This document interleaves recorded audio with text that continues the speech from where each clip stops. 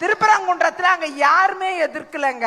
காலங்காலமா 1885 பிரிவி கவுன்சில்ல விளக்கேத்தி சொல்லியிருக்காங்க. அதே தீபத்தூண்ல 1912 சொல்லியிருக்காங்க. அதே தீபத்தூண்ல விளக்கேத்த சொல்லி. விஜயதரணி சொன்னாங்க, திருப்பரங்குன்றம் பாத்தீங்களா 1800 சொச்சத்திலேயே சொல்லிட்டாங்க, 1920 சொல்லிட்டாங்க, பிரிவு கவுன்சிலே சொல்லிட்டாங்க, அது விளக்கு தூண் தான் அப்படின்னு. அப்பவே சொல்லிட்டாங்கல்ல விளக்கு தூண் தான். அப்ப ஏன் காமராசர் முதலமைச்சரா இருந்த போது விளக்கு ஏத்தல? அப்ப ஏன் பக்தவசலம் முதலமைச்சரா இருந்த போது விளக்கு ஏத்தல? அப்ப ஏன் அண்ணா முதலமைச்சரா இருந்த போது விளக்கு ஏத்தல?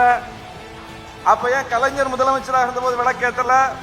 அப்ப ஏன் எம்ஜிஆர் முதலமைச்சராக இருந்த போது ஏத்தல? அப்ப ஏன் அம்மையார் ஜெயலலிதா இருந்த போது ஏத்தல?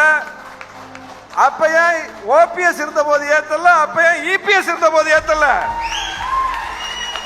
அது விளக்கு தூணுதான், சர்வே கல் இல்லைன்னு 100 வருஷத்துக்கு முன்னாடியே சொல்லிட்டாங்களா? அப்ப 100 வருஷமா ஏத்தாத ஜெயலலிதா இந்து விரோதியா? பதில் சொல்லுங்க.